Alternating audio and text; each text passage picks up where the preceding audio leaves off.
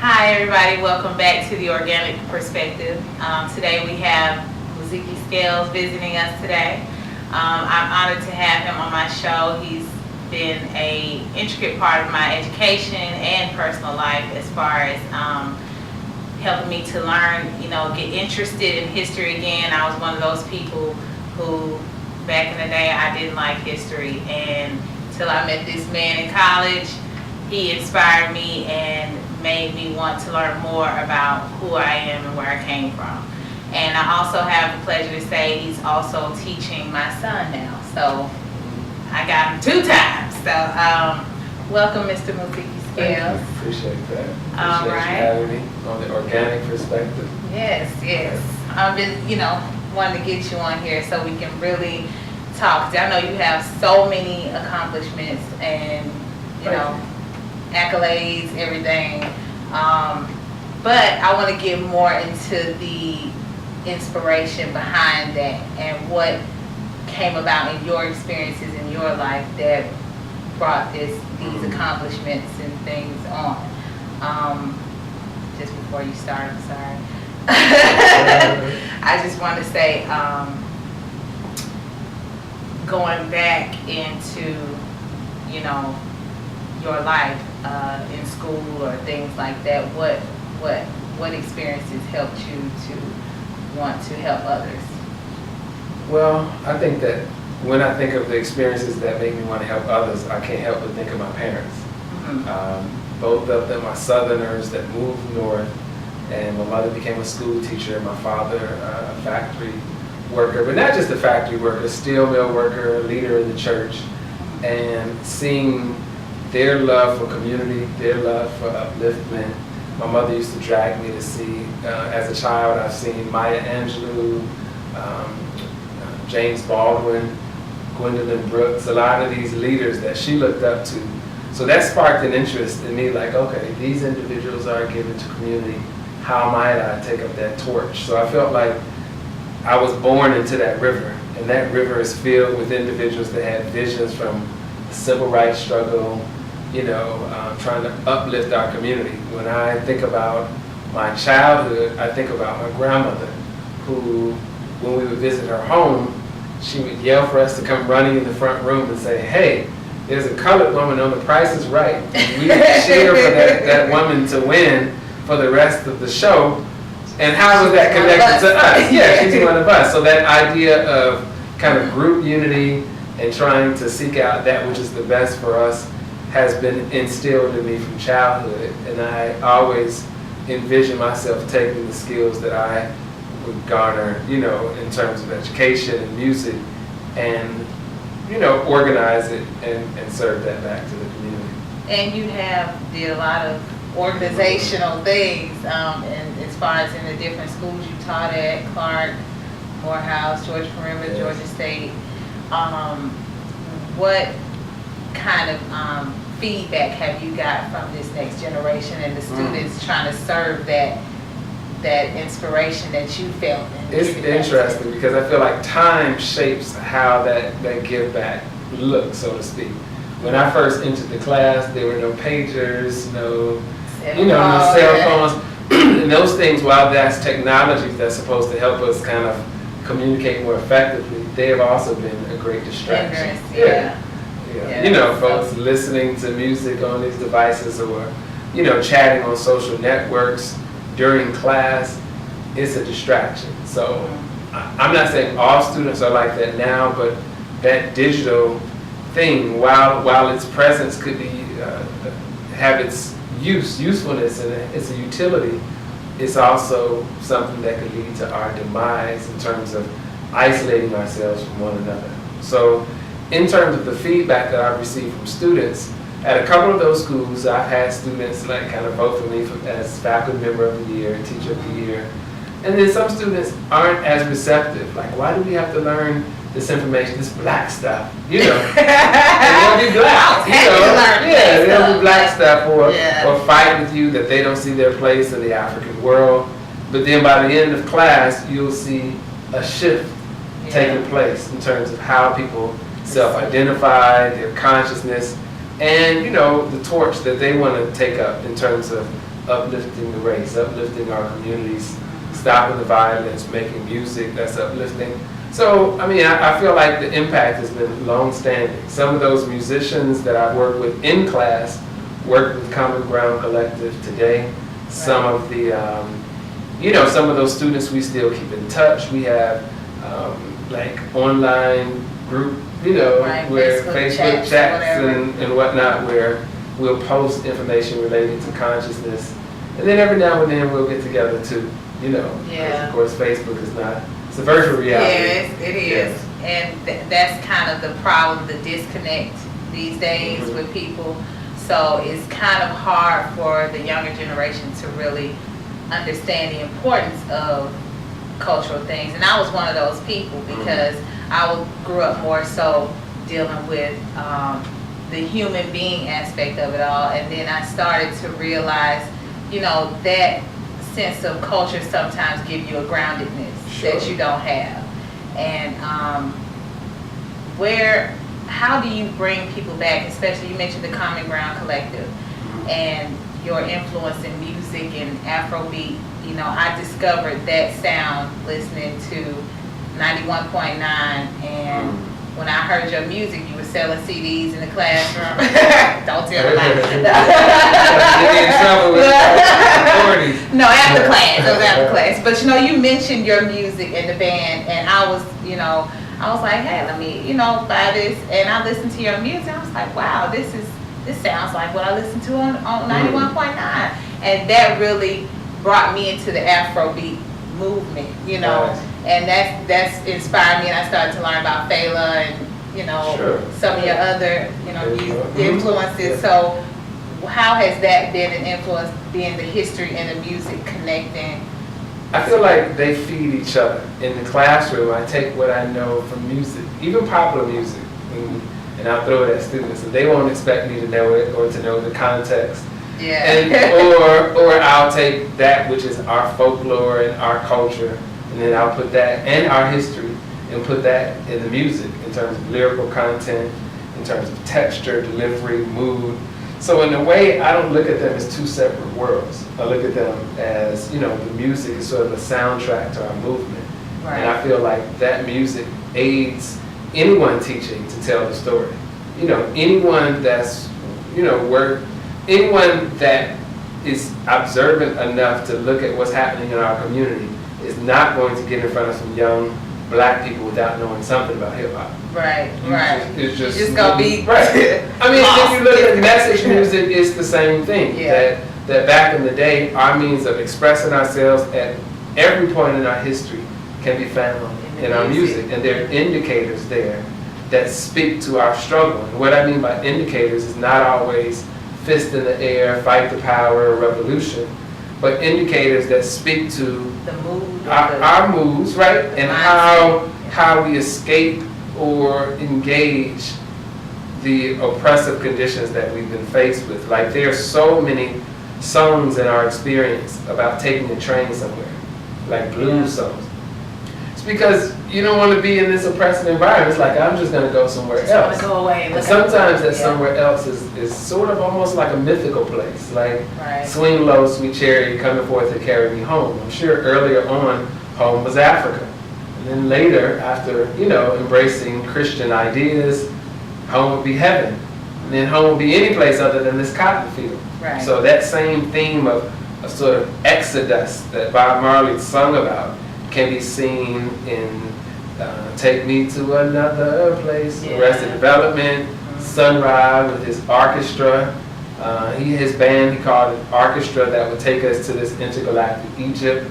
Parliament's Funkadelic with the mothership taking us, it's like, let me ride on the mothership. Let me just get away for a little while. That can be seen, be free. And replete throughout, black culture in America. Yeah, it's like an response to systematic oppression, like it found in our music, that which we escaped. It's like you have to kind of escape the physical and go within to really escape. Yeah, to just vibe out. Right. Yeah. And y'all can vibe out like if you have never seen them play, you got to experience this. was like, I mean, I can't stop moving when I'm listening to the music. And I remember I came out to see you play when you were playing for, it was a new artist coming out. And Maimuna, Okay, yes. and it was like her debut Right. coming out party. And she has a lot of energy too. And she is bad too. Mhm. Yeah, I love her too. But I didn't know who she was I just knew who y'all. Right, you know. she's out of DC and worldwide in terms of her travels. So I mean now I know, but back then I didn't know who she was. I was Right. coming to see y'all play, and I was like, man, like y'all were vibing before she got on stage, and I was just like, this is the show right here. You know what I'm saying? But it was really good. So I mean, like how these new artists that's coming up, these new people, how do you pass the torch to them? And I mean, how do you choose like what you invest your time into? Because it's a lot of people a lot of artists coming up that's not really genuine in what they do. They're more so just trying to make a record, trying to make a hit, get paid. But you're not just here for the fame, you're here for the actual serving your people and serving the students and the community. And how do you pass that torch? I feel like nature almost has like a self-organizing principle.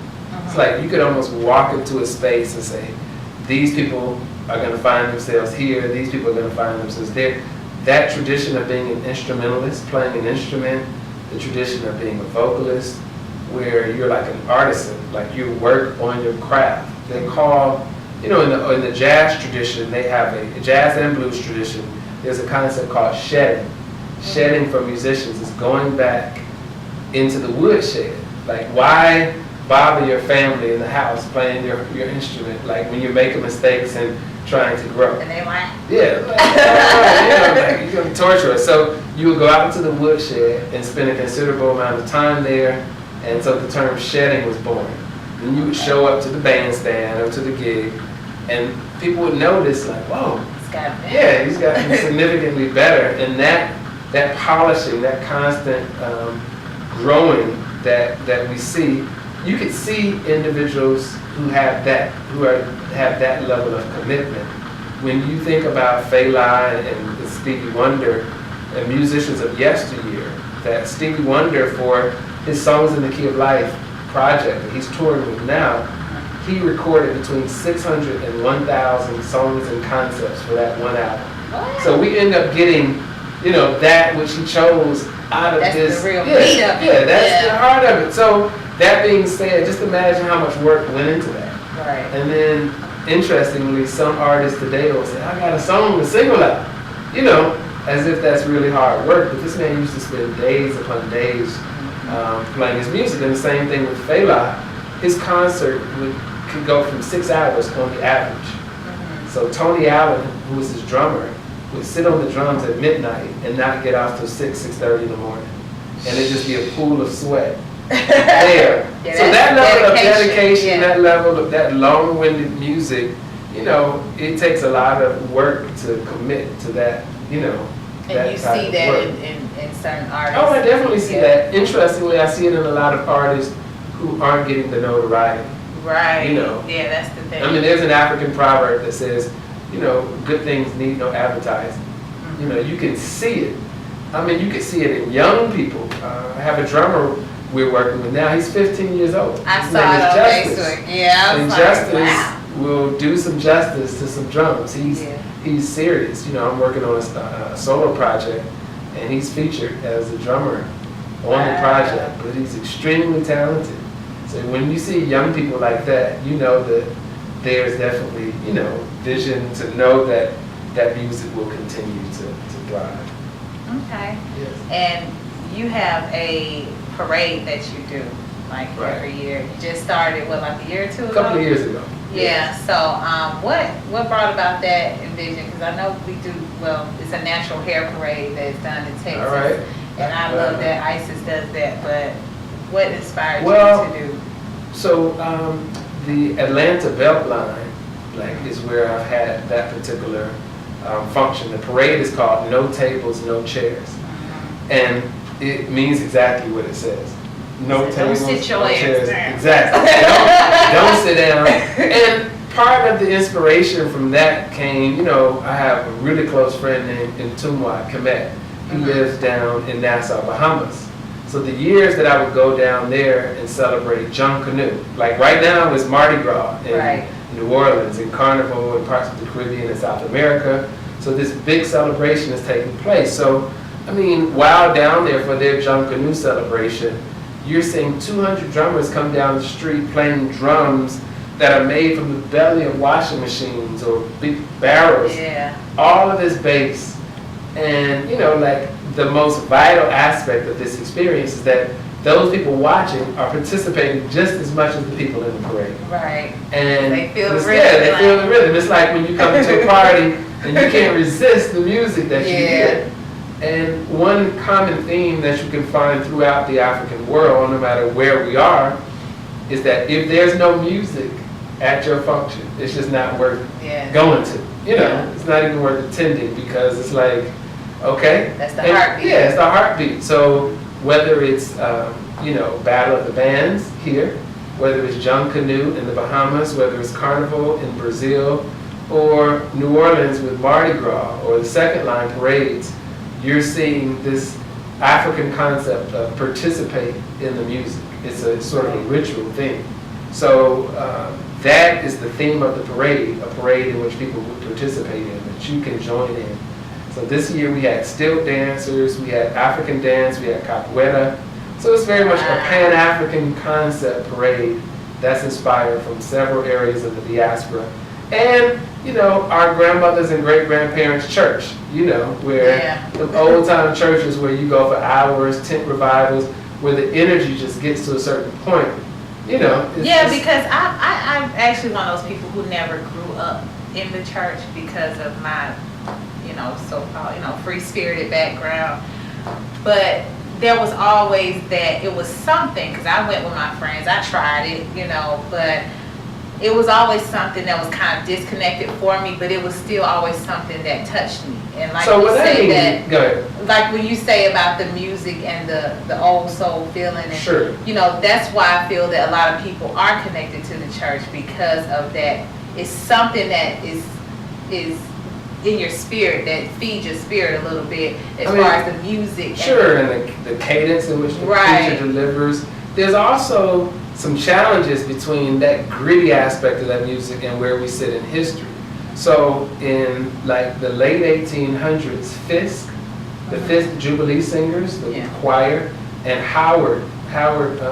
Hampton Institute's choir, they were touring the world raising money for their colleges.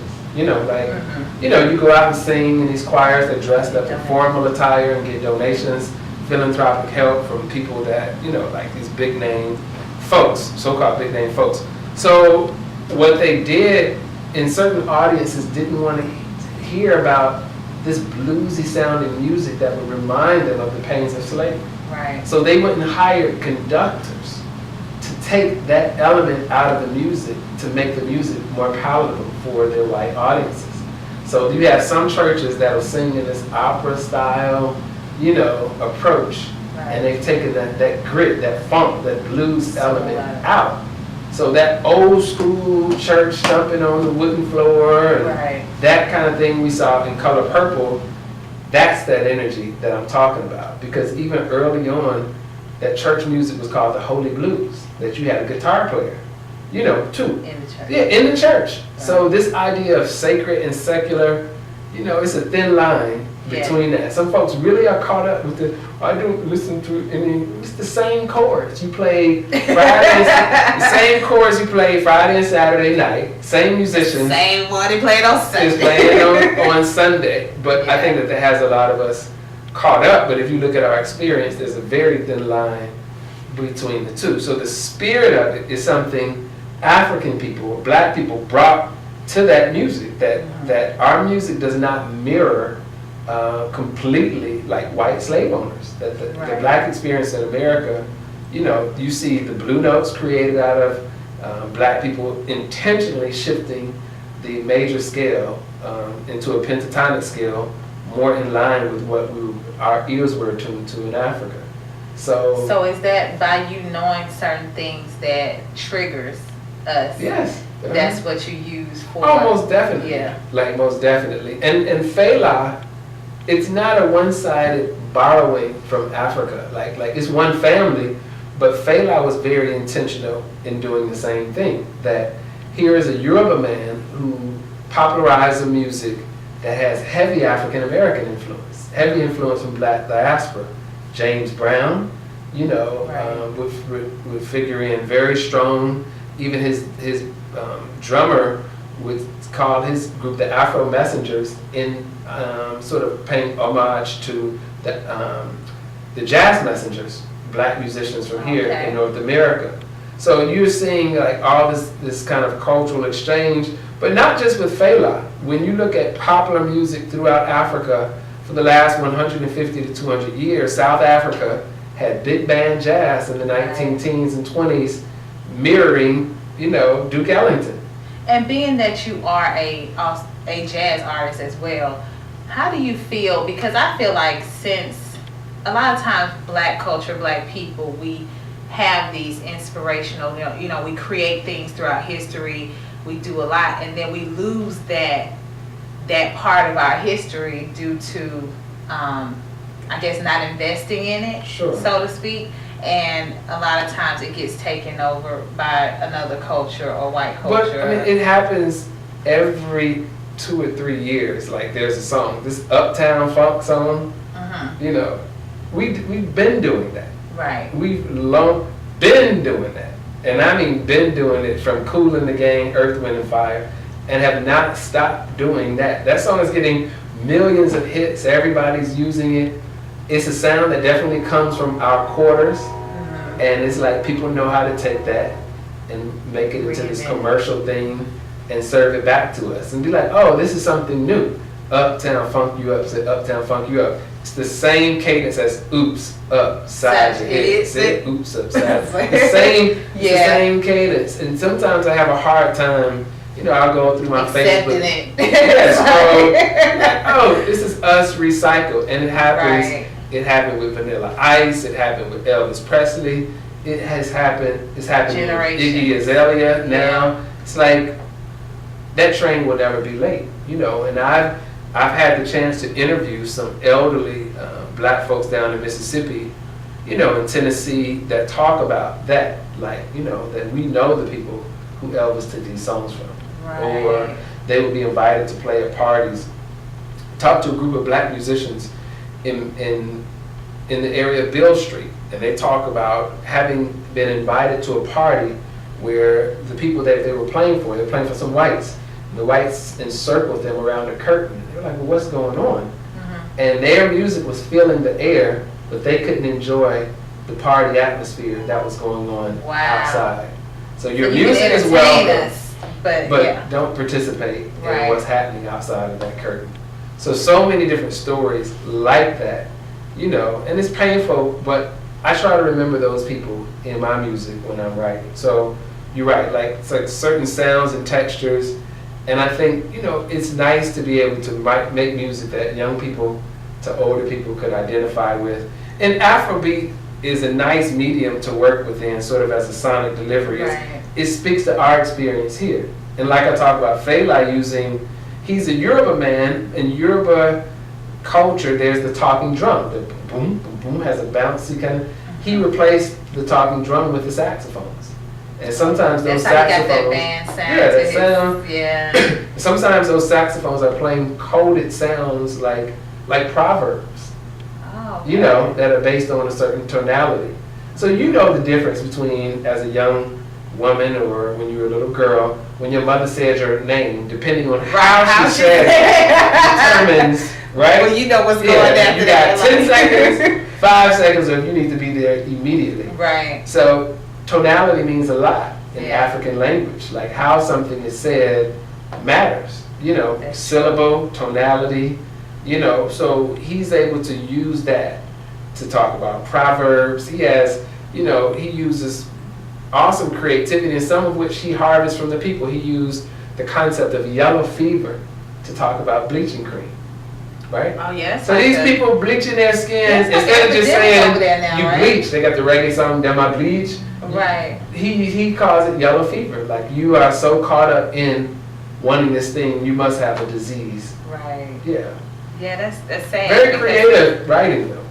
It is, Yeah. because I've learned that a lot of people in the Caribbean and Africa are starting to do that, or been doing that And now. here. And here, but I feel like here it's kind of like a reverse. It's like we're trying to get back to where they are, and they're taking all this you're hanging in, American. but you can go right up the street and get bleaching cream here, among And a many other relaxer. things, some contacts, things over Right. here. Yeah. That's true. I mean, that's true. We but- may it's likely that we may surround ourselves with a certain mindset, but that which I've seen in Ghana and Senegal, that I've seen in Jamaica, is seen here, that the level of self-hate that is conscious or on the subconscious level is wreaking havoc. Even, Yeah. Kenneth Clark in 1954 had his doll test that was connected to the Brown versus Right. Board of Education landmark court case, where these young children, boys and girls, began to identify with dolls and crayons that weren't, reflective of their own beauty. And, in recent years, like documentaries like A Girl Like Me, Right. Code. reflect the same results. And one of the biggest challenges with my daughter coming of age was the dolls.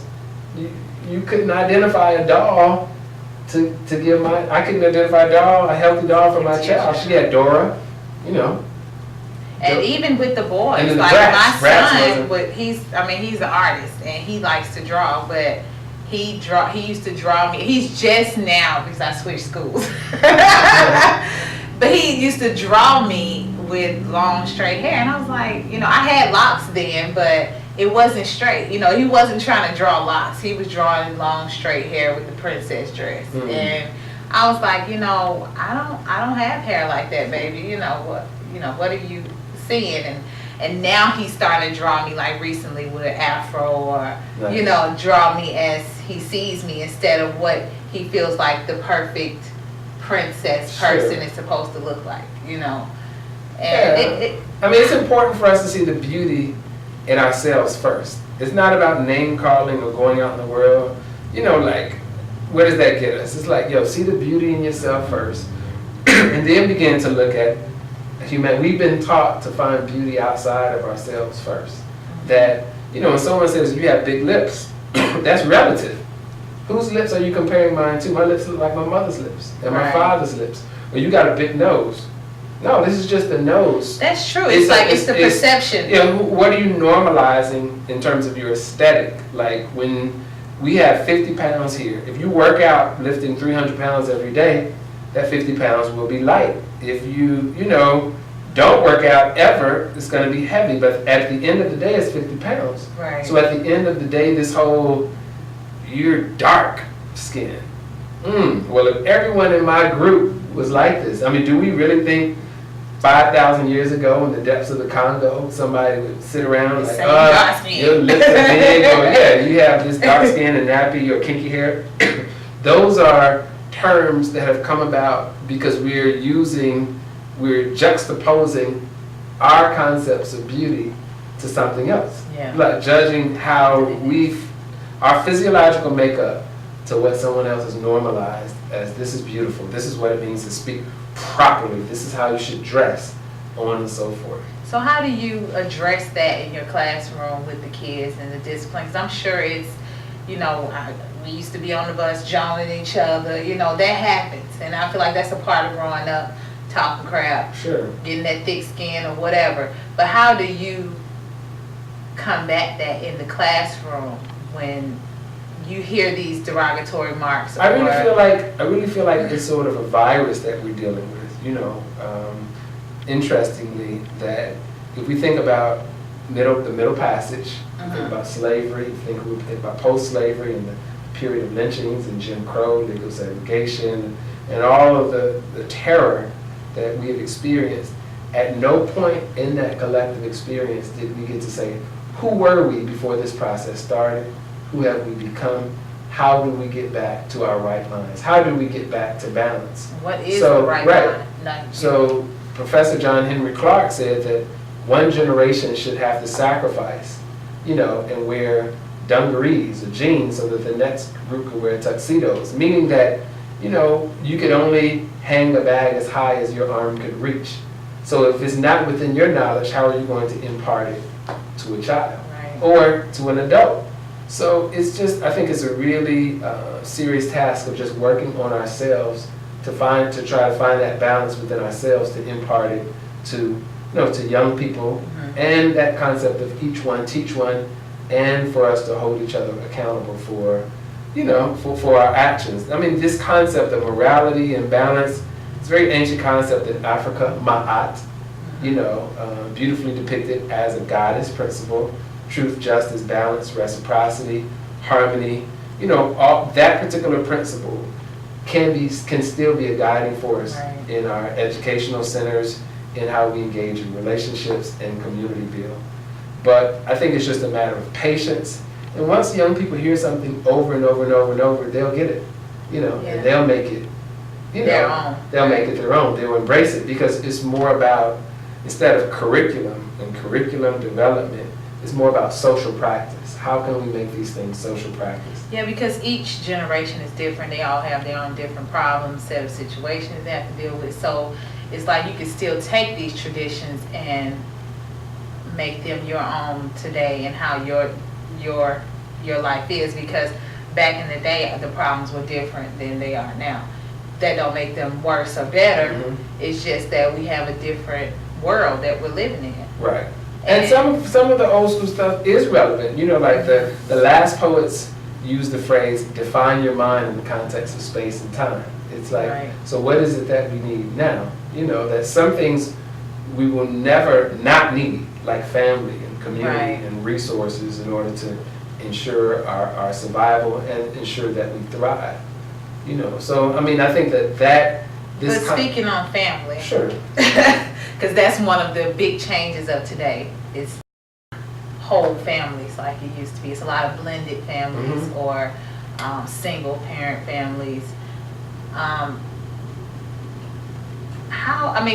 What's your opinion on our community as a whole right now? In terms of and I'm family? not saying that. Yeah, in terms of family, because I'm not saying that. Oh, we're jacked up. I'm just saying that it's a big difference, and I feel like it's more of a struggle staying in a good marriage or a good relationship these days. I mean, I think that, like my parents have been married this year for 58 years. And 95% of my childhood, we woke up in the morning, we made breakfast together, and sat down and ate at the table, and ate at the table for dinner. Everybody went to school or work, in the daytime hours. And I think that simple ritual did a lot to sort of galvanize group unity, keep the family together. So I think simple rituals like that. I've read statistics that say there were more black men in the home before 1968 than from 1968 till now, or I've heard on CNN it stated that this is the most single America has been, but all of America. And I think that one of the things I would like to contribute to where we are now is that we didn't arrive here alone. When we talk about surviving the Middle Passage, there's the concept of the shipmate. And the shipmate were people who sat side by side. If you were drowning in some water, I lifted your head up or whatever, or developed these different means of survival. And that term was survival in plantations, that, these clothes that were so hard to wear, we would give them to the younger people, because it would be like the potato sack cloth.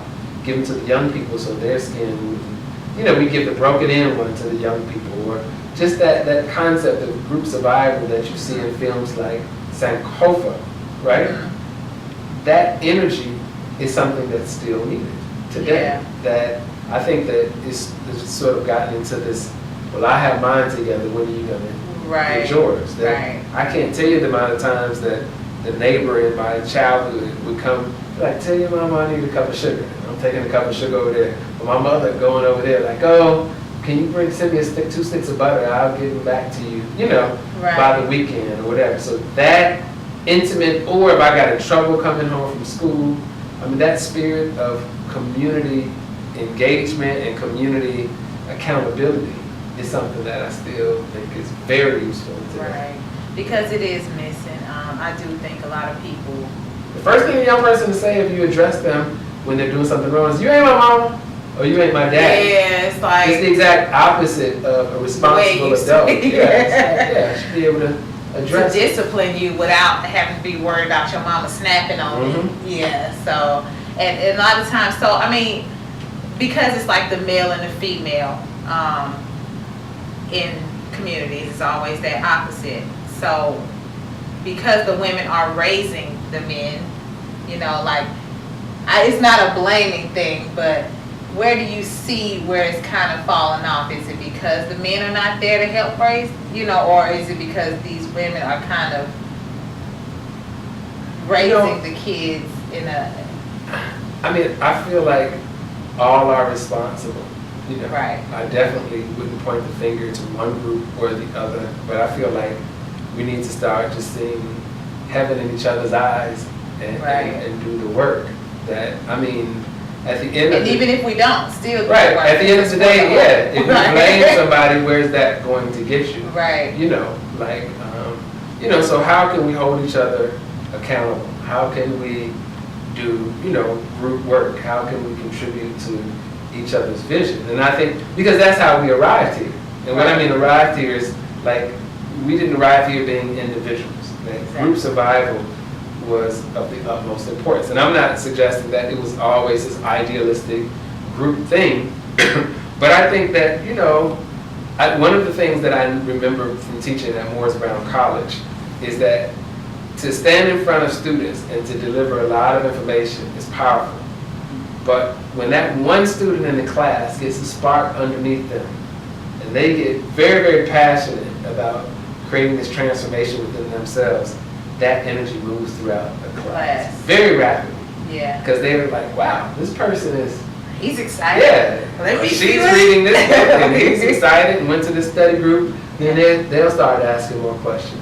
And I feel like that kind of momentum, you know, can establish themselves. And I think that people are also at a time where we're redefining family. Family doesn't always mean blood ties too. That if, you know, I need to talk to your son, or you need to talk to my daughter or son, or whatever, it's like those, like a community. And a lot of times that's where families do go wrong, because they only have this one example of what a father should be or what a mother should be. And sometimes you need those other examples throughout the community to kind of get that balanced outlook, and you won't be doomed to this. You know, this Baba Bunseke Fukuyama wrote in the book of The Art of Babysitting how, you know, in the Congo, this concept of, you know, when it's time to care for a child, you know, the fishermen and the women who care for that child, the blacksmith. So by the time the child is coming of age, it's gained a perspective from a variety of people in the community in terms of the cultural outlook of the world, right? And those individuals are taking the time and patience to invest in that. Like, you know, in many cases, we may have forgotten what it means to our human beingness, you know, to be a human being, like to cultivate, you know, what culture does, it cultivates the spirit of the human. And for us, you know, as Africans in diaspora, it seems like that is the most strategic means of us reconstructing ourselves. How do we put families together before? You know, and even for us to have families at some of the times that were challenged. I mean, for people to be jumping a broom or, you know, during slavery or fighting, walking hundreds of miles to retrieve a loved one or to look for a child. Or it's like, even in Katrina, that if we go back and look at the videotapes, there's a very consistent pattern of individuals reaffirming family. Like, hey, where's my brother? Where's my mom? I know she was in this hospital, right? So in the midst of all of the so-called stereotypes that media was putting out, we were reaffirming family during that crisis. And in the back to the classroom, like your music, like how do you intertwine that to make it a better learning environment? Because we already have, you know, coming up in the education field, we have a lot of theories and things that they say work and don't work, and Sure. they don't use the stuff that work and use the stuff that don't work. I mean, how many of us have heard our parents say, you can remember the words of that song, But you can't even remember do it. your homework, take out the trash, Yeah. on and so forth. Say ABC. So, I mean, it's a long-standing fact, if you will, that music aids in remembering, right? Yeah. The syncopation, how something is said. And in our communities, musicians do have a pretty cool place. Like, you know, people will quote musicians like we quote philosophers. Mhm. You know, my children do it.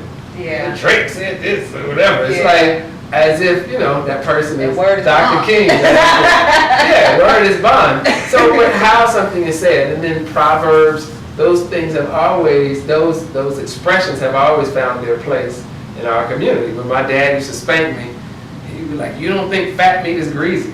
Like, Like, what the hell what does that have to do with this butt which is laying down? But so the idea of music in the classroom, I mean, it's no different than spiritual teachings in any area. You know, like, I remember growing up, folks telling stories like, you know, when you go among this group, when you go among the fishermen, you talk fishing talk. When you go among the farmers, you talk about the seeds. When you go among, you know, people, you try to speak their language. And, you know, I think it's fair to say hip hop makes up a large part of the language of black youth today. That, and you know, people, some would argue that, oh, that's all they listen to. But you have some people that only want to listen to gospel. You have some people that will say, oh, jazz is my thing. And then even the jazz that they listen to, it has to be straight ahead. Right. You know, they're Certain locked tones. into this thing. So, you know, I don't believe in pointing the finger and say, oh, you just like hip hop.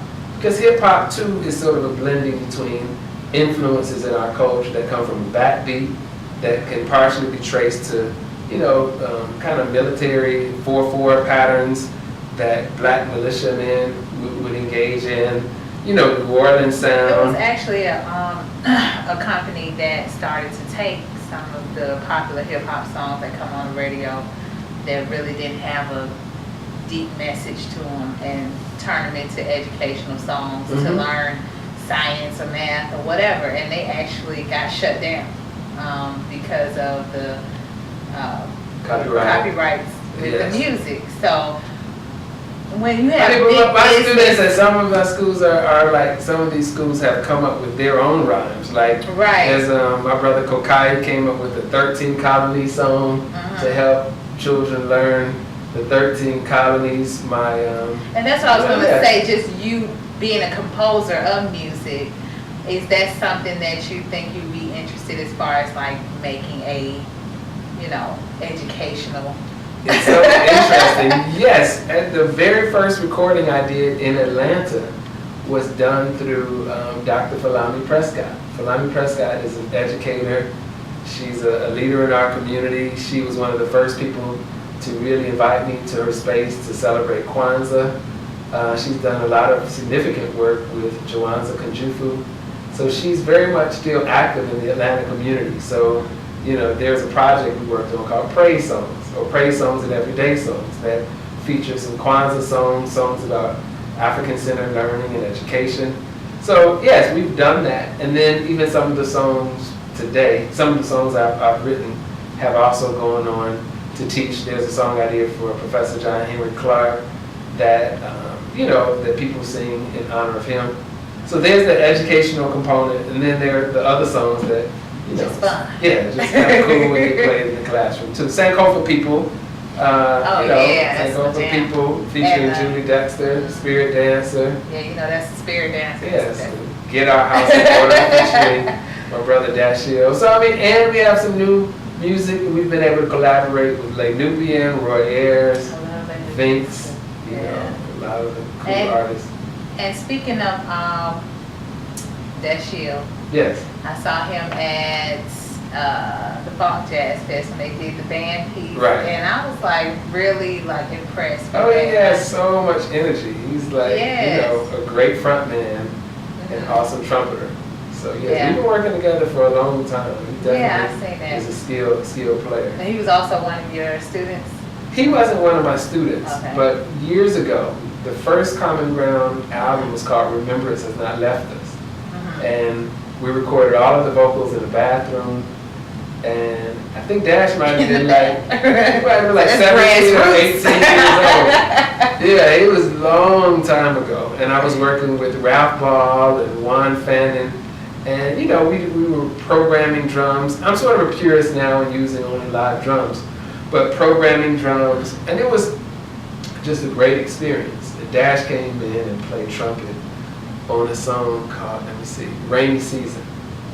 Rainy Season.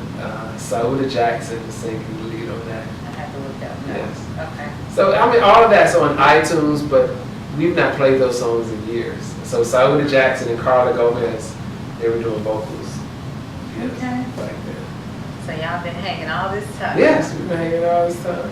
Do you keep the same group of people, or do you kind of switch out, Um, just depending on where or when? Because it's a collective, there are some people that come and some people that go, and it's not any strict rules. You know, we try to keep a positive vibe going. But in Atlanta, there are people that come for a season and they'll go and work on their other projects. But some of the more consistent folks that have been around are people like Dash, Ingrid Sibley, Brenda Moore. We've worked with Dee Bell. Yeah, Brenda is a great vocalist. On the drummers, Kenton and Shay. Kenton Bostic and Shay Marshall. J.P. Cola was our drummer. He moved to Texas. I mean, not drummer, but guitar player. Now we use Alex Jones. Kari Simmons, Reginald Starling, Mamanichi Azania, Joel Powell. Those have been some of my consistent bass players. So Ali Barr on trumpet and flugelhorn. Miss G. Riggins on trombone, also known as Fumi, and Adrian on tuba. So we mix it up. But that's some of the core folks. And Jamila on vocals. Jamila, mother. Yeah, Yes. I think yeah. Yes. Okay. Yeah, So, that's family right there. Yeah. Forgive me if I left anybody out. Lay right on my head, on my heart. Yeah. Just like I'm inspired every time I see you play, every time I see you teach. I'm like, you now going into because you've been in the colleges and universities most of your career. Right. And now you started at Some of the independent schools. The independent Black center, African center schools. How has that been different as far as the transition working with the younger It's children? so interesting because I feel like their parents have exposed them to so much already.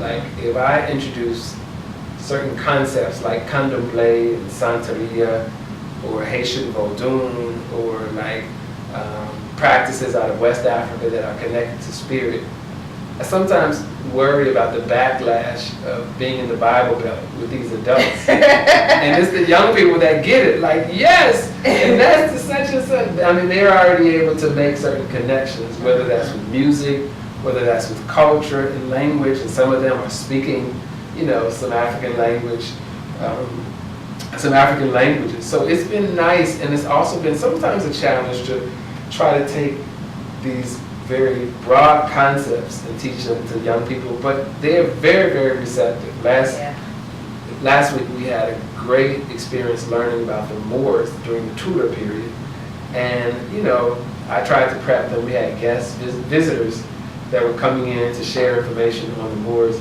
so they were prepared. They at least knew who the Moors were, their contributions, the Spanish Inquisition.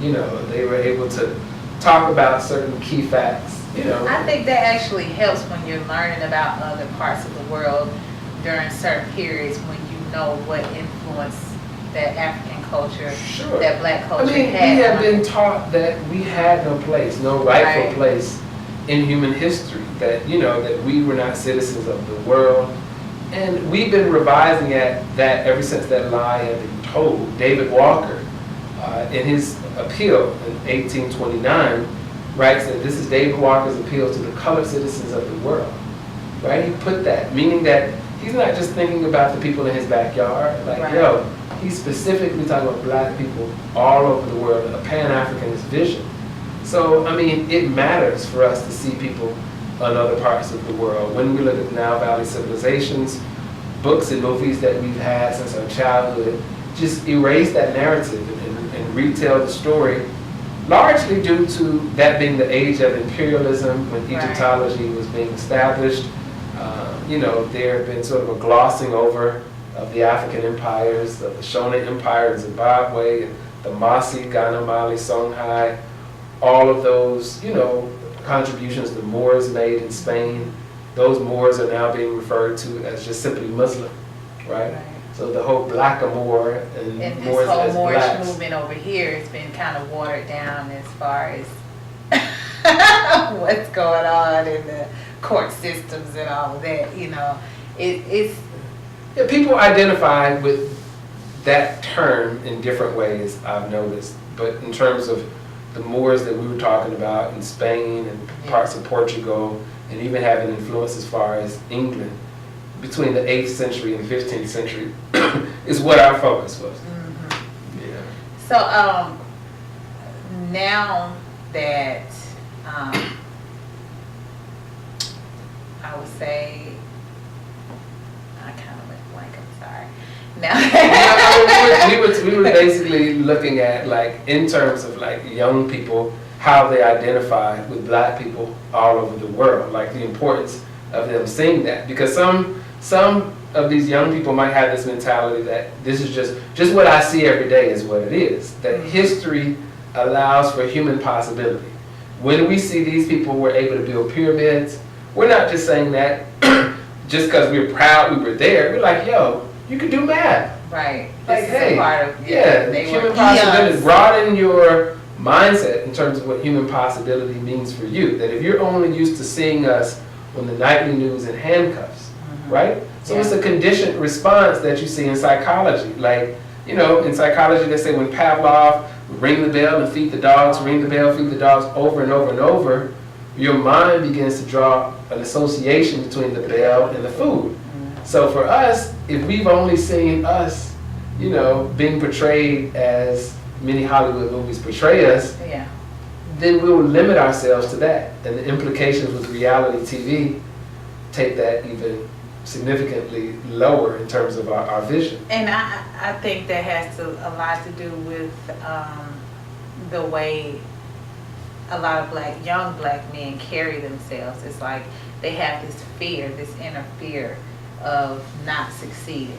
And it's played out. They portray the confidence, but it's played out through their actions because, I'm just going off of this example. I knew a young brother going to get a job, custodial work at LA Fitness. And the guy, because he knew the person that referred them, he was ready to give him the job. But he went in and completely blew it because he talking to him like he's his homeboy, and he didn't really, and mind you, somebody went over the interview process with him, but he couldn't look this man in the eye. It was sort of that, I know I'm probably not going to get this anyway, so I'm just going to act like, It's all it's all good, And like you were talking about the history part, which is very important to know, do you think sometimes that culture is sort of in the way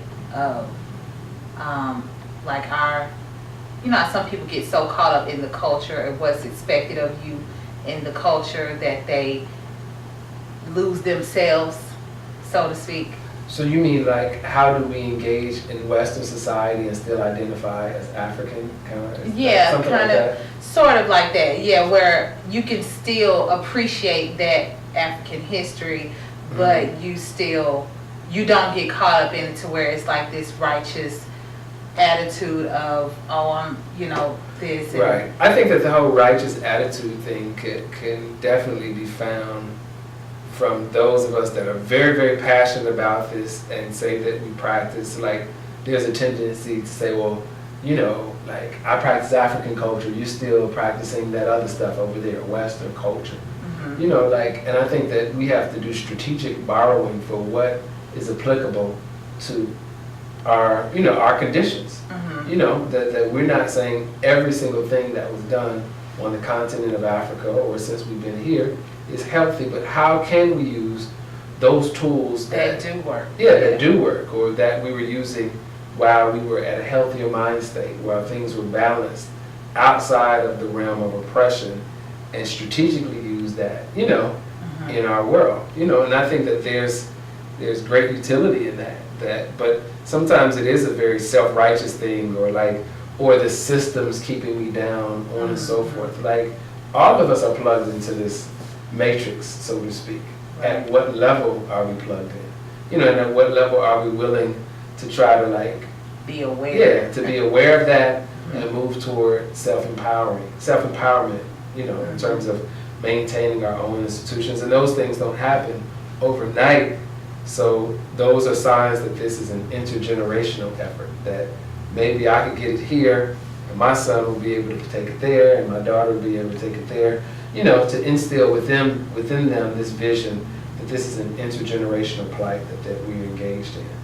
But, self-righteousness to me is just, someone caught up into their ego. Yeah, they're caught up into their ego about what and to some extent, that just might be where our imaginations take us, that, hey, this is a challenging situation to be in, so it only makes sense that some of our responses to it might not be so sane. Right. Yeah. Because we're already in an insane environment. Yeah, so be patient. So if we could be patient with one another and move, toward balance. Yeah. Yes. Yeah.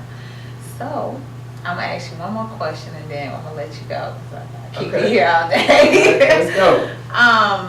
What would you like to see, as far as you say you want to see your kids take it to this next level? What would you like to, all of your contributions and everything that you poured out of yourself all these years, once you pass, what would you like to see this next generation? Are you sending me on to the answer? No. I hope to be here a little longer. No, you're going to be here for a while. You take care of yourself. No, I definitely would like to see, in terms of like a school built. I would love to see a school built where individuals could be themselves, to be free. And it could be a component of that's music, that could focus on jazz, Afrobeat, funk, and sort of the folk aspect of our tradition. Those individuals, I mentioned Stevie Wonder and what's his name? Stevie Wonder, Bob Marley, and Fela, but a couple of other of my heroes would be like Zora Neale Hurston and Nina Simone, because I really appreciate the folk side of what they did. Like, even Nina Simone, we refer to her music like this is folk, this is us, and she was not afraid to speak out against injustice. She, talked about the King of Love is dead. When Dr. King died, she wrote Mississippi Goddamn, just because of the injustices that were occurring with black folks, freedom riders, and she let her voice be heard, and she was a musician that maintained integrity at the same time. Right. Zora Neale Hurston, as a scholar, would go into the heart of these communities and preserve stories. And I feel like that type of realness needs to take place. That you are not who you project people to be on your Facebook page. Be something of substance. Right. Be that when nobody's looking. Exactly. Be that integrity. Have integrity. Be that when no one is looking. And I would love to see that. I would love to see my children run something like that. I would love to see them, sort of carry that vision on to their children. And as Stevie Wonder said, as their children, and their great-great-grandchildren. Yeah. Yeah. Okay. Well, I truly appreciate you taking the time out this Sunday. Yes. And we will see you next time. If people want to book you for any gigs, like where do they need to reach you? The easiest place would be to hit me on Gmail, mausikiscales7@gmail.com. That's MAUSIKI Scales, and the number 7@gmail.com. Also, there's a website, scalescommonground.com. Scalescommonground.com. They want to get that classroom experience, where they need to go. It depends on which school I'm teaching at the time. Okay. Yeah, he's constantly moving around the city, so you got to catch up with him. All right. All right. Thank you. See you next time on The Organic Perspective.